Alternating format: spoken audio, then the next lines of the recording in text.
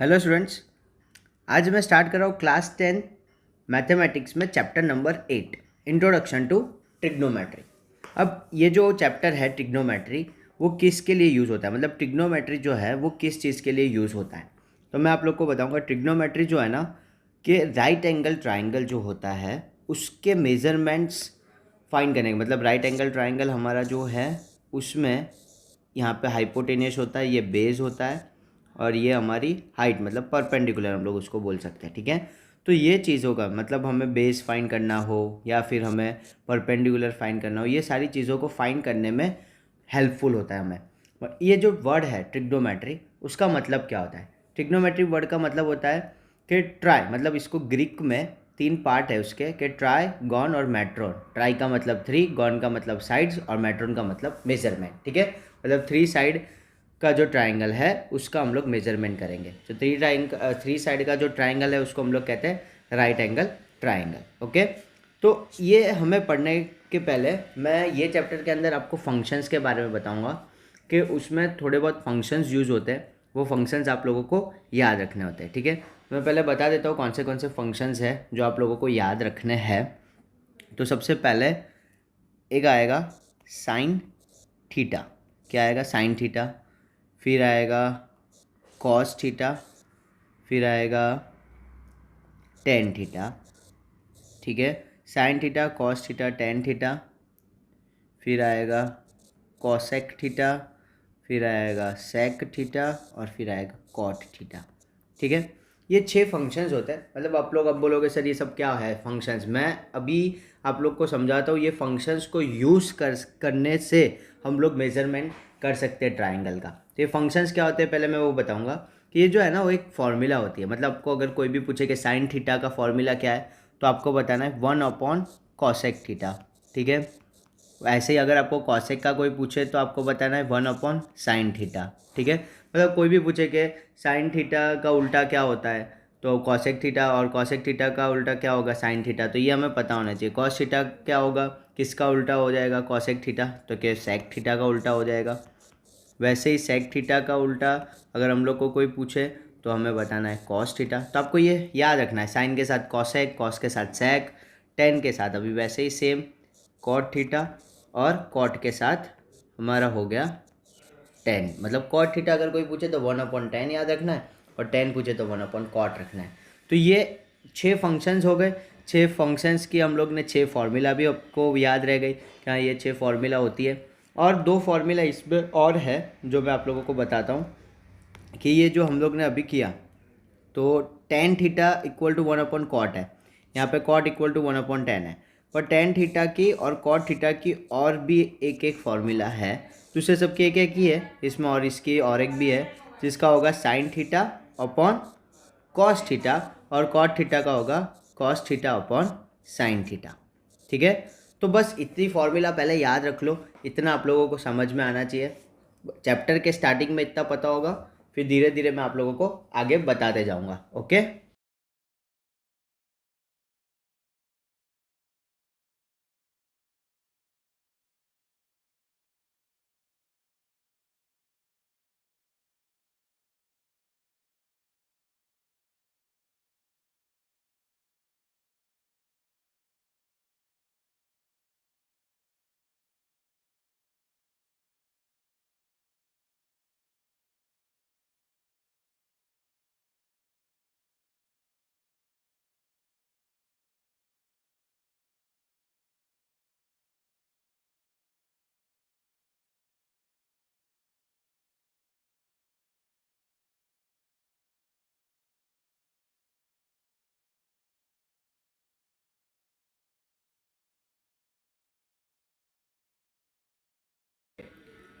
तो नेक्स्ट इसके बाद ट्रिग्नोमेट्री के ये फॉर्मूलाज होने के बाद अब मैं ट्रिग्नोमेट्री रेशियो समझाऊंगा।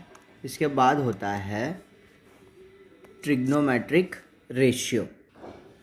अब इसमें होगा क्या ट्रिग्नोमेट्रिक रेशियो में? ट्रिग्नोमेट्रिक रेशियो में स्टूडेंट्स आपको ये देखना है कि ये जो है ये ट्राइंगल है। ठीक है, तो उसके लिए एक छोटा सा फॉर्मूला याद रखना है। मैं बताऊंगा PBP HHB, ऐसा याद रखना है। आप लोग बोलोगे सर ये क्या है, तो इसको ऐसे याद रख लो। पंडित बद्री प्रसाद हर हर भोले। ठीक है, इस तरीके से इसको याद रख लो। अब इसमें आप लोग बोलोगे सर पी क्या होता है, तो मैं बता देता हूँ। पी जो होता है वो परपेंडिकुलर होता है, ठीक है ना। पी जो है वो परपेंडिकुलर है। फिर बी जो है उसको बेस कहते हैं, और एच जो है उसको हम लोग हाइपोटेनियस कहते हैं। ठीक है, तो ये आप लोगों को पता है। चलो, ये P पता है, B और H पता हो गया। अब इसमें मैं बता देता हूँ P कहाँ है, B कहाँ है और H कहाँ है। अब कैसा होता है कि H तो हमेशा फिक्स ही रहता है, कि जो आपको स्लांट लाइन दिखेगी राइट एंगल ट्राइंगल के अंदर, उसके सामने जो एग्जैक्ट उसके सामने वाला जो है वो हमेशा क्या हो जाएगा, ये हमेशा हाइपोटेनियस। अब बेस और परपेंडिकुलर जो है ना वो एंगल पे डिपेंड करता है। किस पे डिपेंड करता है, एंगल पे। मैं यहाँ पे ले रहा हूँ A, यहाँ पे ले रहा हूँ B और C। अगर मैं बोल रहा हूँ कि मुझे जो सारे फंक्शंस हैं, अभी मैंने ऊपर सिखाया आप लोगों को फंक्शंस, कि ये थीटा है, थीटा थीटा की जगह पे अब एंगल आएगा। एंगल, थीटा मतलब क्या होता है, थीटा मतलब एंगल होता है। थीटा मतलब एंगल होता है। अब हमारे यहाँ पे दो एंगल हैं, एक एंगल A है और एक एंगल C है। ठीक है, तो अब मैं एंगल A से अगर पूरा फाइन कर रहा हूँ, एंगल A से पूरे फॉर्मूला फाइन कर रहा हूँ, तो एंगल A मैं ले रहा हूँ, तो एंगल A के बाजू की जो साइड होती है ना उसको हम लोग क्या कहते हैं, उसको हम लोग बेस कहते हैं। ठीक है, इसको हम लोग क्या कहेंगे, बेस। और उसके सामने वाला हो जाएगा परपेंडिकुलर।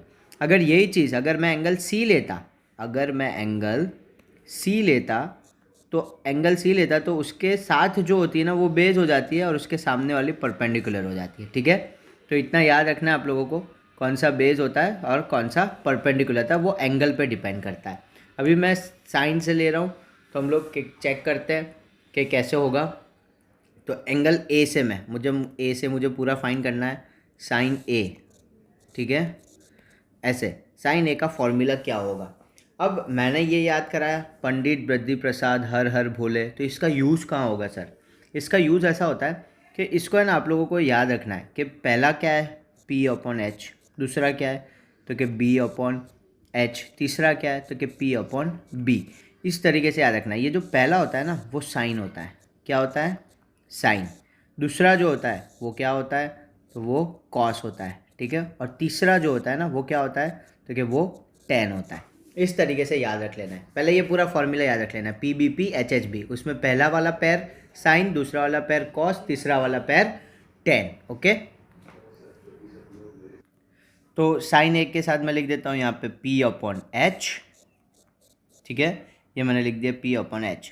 तो अब P कौन सा है, यहाँ पे देख सकते हैं P कौन सा है, तो ये रहा P मतलब ये हो गया BC, यहाँ पे लिख दो BC अपॉन ये हमारा H क्या हो गया AC, यहाँ पे नीचे लिख लो AC।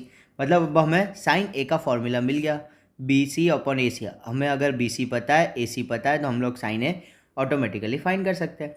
इसी तरीके से हमें सारे फंक्शंस करने हैं। ठीक है, तो मैं एक एक करके फंक्शंस आप लोगों को बताता हूँ। चेक करते हैं, साइन A का हो गया। सेकेंड हम लोग चेक करते हैं कॉस A के लिए। ठीक है, अब कॉस A, तो कॉस A का पहला फॉर्मूला आपको पता होना चाहिए। ये फॉर्मूला से आपको पता रहेगा PBP/HHB में B/H मिडल वाला जो होता है वो कॉस होता है। तो यहाँ पे पहले लिख लो B/H। अब देखना है हमें ट्राइंगल के अंदर चेक करना है, ट्राइंगल के अंदर चेक करके बताना है कि A के साथ B वाला जो है वो AB है और H जो है वो AC है। तो AB/AC, ये हो गया कॉस A का फॉर्मूला। अब तीसरा जो है वो हमें फाइंड करना है, टेन के लिए फाइंड करना है। तो टेन A क्या हो जाएगा, अब टेन A का वापस हमें ये फॉर्मूला तो याद ही है PBP/HHB। उसमें जो थर्ड होगा वो क्या है P/B। तो P/B यहाँ पे लिख देंगे P/B। अब P क्या होगा, ट्राइंगल में हमें पता ही है, पहले से हमने P फाइंड किया हुआ है, B फाइंड किया हुआ है, H फाइंड किया हुआ है, तो ये BC हो गया। और ये जो B है वो हमारा AB हो गया, यहाँ पे लिख देंगे BC/AB। अब देखो तीन फॉर्मूला तो आ गए और मैंने आप लोगों को बताए थे 6 फंक्शन। ठीक है ना, टोटल कितने फंक्शंस बताए थे, 6 फंक्शंस मैंने आप लोगों को बताए थे। अब आप लोग बोलोगे सर दूसरे फंक्शंस का कैसे फाइंड करेंगे, तो कुछ नहीं ना, साइन का उल्टा क्या होता है, मैंने पहले ही बताया था, साइन का उल्टा होता है कॉसेक के। कॉसेक का यहाँ पे अगर साइन P/H है तो इसका उल्टा जो होगा वो क्या हो जाएगा, H/P। वो किसका हो जाएगा, वो हो जाएगा कॉसेक का। ठीक है, वो कॉसेक का याद रख लो। वैसे ही यहाँ पे ये जो कॉस है उसका उल्टा कर दो तो ये हो जाएगा H/B। तो H/B किसका हो गया, कॉस का उल्टा होता है सेक, वैसे इसका उल्टा कर लोगे तो क्या हो जाएगा बी अपॉन पी, जो किसका हो जाएगा ऑटोमेटिकली हो जाएगा ये कॉट का। ठीक है, तो इस तरीके से याद रख सकते हो। अगर ये 3 याद है तो साइन पहला याद है साइन का, दूसरा कॉस का, तीसरा टेन का, उसका उल्टा करते जाओ, साइन का उल्टा कॉसेक, कॉस का उल्टा सेक और टेन का उल्टा कॉट। अब यहाँ पे कुछ नहीं, यहाँ पे सीधा देखना है सेक, इसका उल्टा लिख लो ए सी अपॉन बी सी, कॉस का उल्टा हमारा हो जाएगा सेक ए को हम लोग ब्लैक कलर में लिख रहे हैं, तो सेक ए जो है वो हमारा हो जाएगा ए सी अपॉन ए बी। फिर जो तीसरा है वो हम लोग देख लेंगे, टेन ए का जो हो जाएगा वो हो गया कॉट ए क्या हो जाता है A B upon B C. तो ये जो सारे के सारे वो मैंने आप लोग को समझा दिया ट्रिग्नोमेट्रिक रेशियोज। अगर कोई भी आपको पूछे ट्रिग्नोमेट्रिक रेशियो क्या होता है तो आपके माइंड में सबसे पहले आना चाहिए पंडित बद्री प्रसाद हरर बोले। फिर ये ट्राइंगल बनाओ, देख लो एंगल कहाँ से बनाना है। अगर एंगल ए से बनाना है तो इस तरीके से करना है, बी से बनाना है, सी से, बी तो राइट एंगल ही होगा, सी से बनाना है तो यहाँ पे बेस और यहाँ पे परपेंडिकुलर। ठीक है, इसके क्वेश्चन सॉल्व कराऊंगा उसमें आप लोगों को ज़्यादा पता चलेगा। ये सिर्फ एक मेथड है, ये याद रख लो। क्वेश्चन सॉल्व करेंगे उसमें समझाऊंगा डिटेल में क्या होता है ये। ठीक है, अब हम लोग क्वेश्चन सॉल्व करते हैं। एग्जाम्पल 1, यहाँ पे हमें क्या गिवन है, given tan A equal to 4/3, find the other trigonometric ratio of the angle A।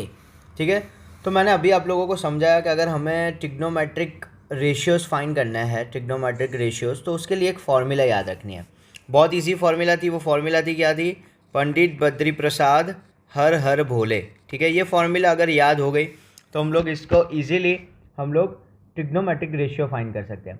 अब हमें क्वेश्चंस में कैसा दिया रहेगा कि एक क्वेश्चन आपको दिया रहेगा कि tan A is equals to 4/3। तो अब हमें tan का A एंगल गिवन है 4/3, तो सबसे पहले क्या कर लो, एक ट्राइंगल बना लो। ठीक है, एक ट्राइंगल बना लेते हैं हम लोग। राइट एंगल ट्राइंगल बनाना होता है ट्रिग्नोमेट्रिक रेशियो फाइंड करने के लिए। यहाँ पे क्या करना है, यहाँ पे हम लोग B ले लेते हैं 90 डिग्री, यहाँ पे A कहीं पे भी ले सकते हो, A यहाँ पे ले सकते हो, और यहाँ पे हम लोग C ले लेंगे, A B और C। अब हमें बताया हुआ है कि A जो है वो हमारा कैसा है, क्योंकि A जो है वो हमें बोला हुआ है कि tan A मतलब A पे हमें एंगल फाइंड करना है, सारे के सारे ट्रिग्नोमेट्रिक रेशियो का एंगल A पे फाइंड करना है। तो मैंने आप लोगों को पहले ही बता दिया था कि जब भी A जो हमारा एंगल बने उसके साथ वाली जो लाइन होती है उसको हम लोग क्या कहते हैं, उसको हम लोग बेस कहते हैं। तो यहाँ पे B लिख देना है। ठीक है, अब जो ये स्लांट लाइन होती है जो 90 के सामने बनती है उसको हम लोग हमेशा हाइपोटेनियस कहते हैं। ठीक है, अब बेस पता चल गया, हाइपोटेनियस पता चल गया, तो जो बचेगा वो क्या हो जाएगा, परपेंडिकुलर हो जाएगा। ठीक है, तो इतना आप लोगों को पता होना चाहिए। तो मैं लिख देता हूँ यहाँ पे tan A इक्वल टू 4/3, मतलब अब tan A तो मैंने आप लोगों को समझाया था, पंडित बद्री प्रसाद हरर बोले में tan A कौन सा होता है। तो tan A कौन सा होता है, तो जो लास्ट वाला होता है हमारा यहाँ पे लास्ट वाला P/B उसको क्या कहते हैं, tan कहते हैं। ठीक है, ये मैंने आप लोगों को पहले ही समझाया हुआ है आगे ही। तो अभी हमें पता है tan A 4/3 मतलब ये हो जाएगा P/B। तो जहाँ पे P लिखा है ना वहाँ पे क्या लिख देना है, 4 लिख देना है। जहाँ पे P लिखा है वहाँ पे 4 लिख देना है, कि इसके साथ यहाँ पे 4 लिख देता हूँ मैं, और जहाँ पे B लिखा है वहाँ पे 3 लिख देना है, तो ये 3 हो गया। ठीक है, अब हमें सारे के सारे ट्रिग्नोमेट्रिक फंक्शन फाइंड करने हैं, ऐसा बोला है ट्रिग्नोमेट्रिक रेशियो। एक पता है हमें tan वाला, दूसरे सारे हमें फाइंड करना है। ठीक है, तो इसके पहले क्या होता है, ये सारे फाइंड करना है ना, उसके पहले हमें हाइपोटेनियस फाइंड करना होता है। क्या फाइंड करना होता है, हाइपोटेनियस। अब हाइपोटेनियस कैसे फाइंड करना है तो मैं समझा देता हूँ। कभी भी हमें या P और B में से हमें कोई एक पता है, या फिर H और P B में से कोई एक पता है, तो एक फॉर्मूला मैं सिखाता हूँ जिसको हम लोग बोलते हैं पाइथागोरस थ्योरम, जिसका नाम होता है पाइथागोरस थ्योरम। तो पाइथागोरस थ्योरम बहुत सारे बच्चे लोगों को कन्फ्यूजन होता है कि सर पाइथागोरस थ्योरम में क्या करना है, कैसे करना है। तो ज़्यादा कन्फ्यूजन नहीं करना है, देखो मैं यहाँ पे बता देता हूँ पाइथागोरस थ्योरम क्या होता है। सबसे पहले आप बेसिक पाइथागोरस थ्योरम मैं समझा देता हूँ। यहाँ पे क्या हम लोग लिखेंगे कि बाय पाइथागोरस थ्योरम,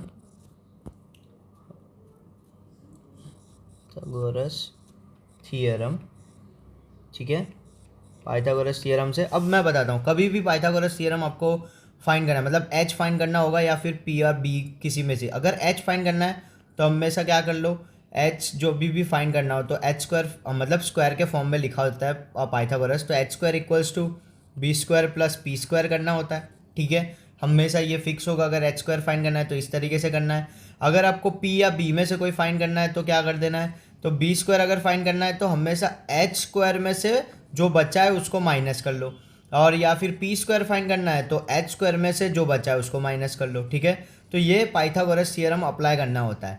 तो ये पाइथागोरस थ्योरम आप लोग अच्छे से याद रख लेना, ये तीनों चीज़ कि अगर एच नहीं दिया तो ये फॉर्मूला, या बी या बेस या परपेंडिकुलर में से कुछ नहीं दिया तो हाइपोटेनियस में से उसको माइनस कर देना है।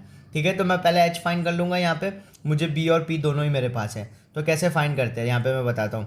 H square is equals to P square plus B square लिख देता हूँ मैं फॉर्मूला, या B square plus P square कुछ भी लिख सकते हैं।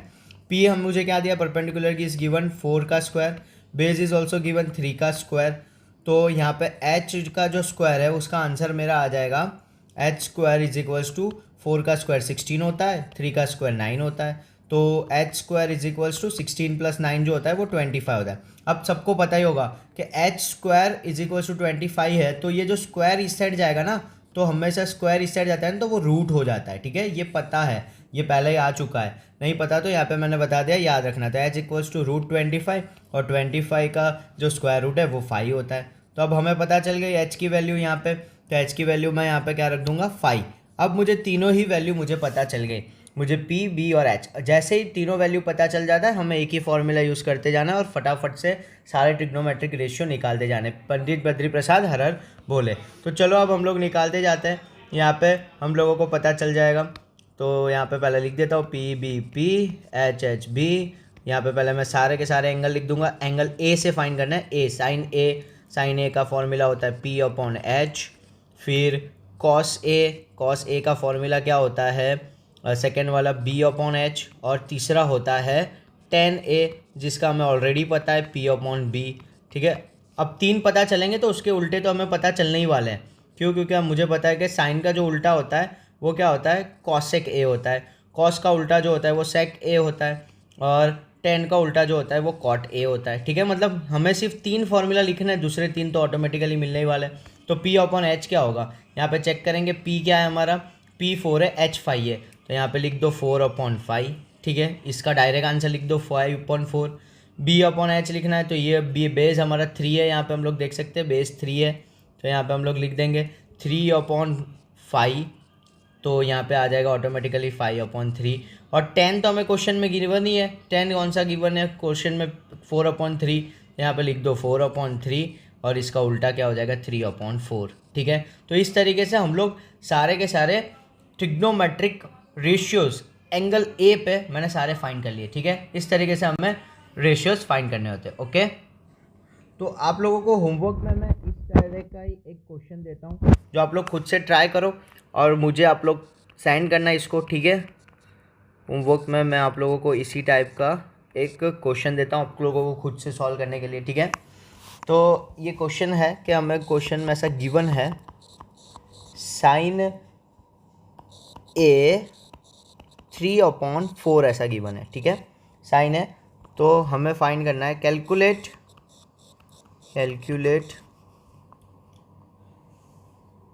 all other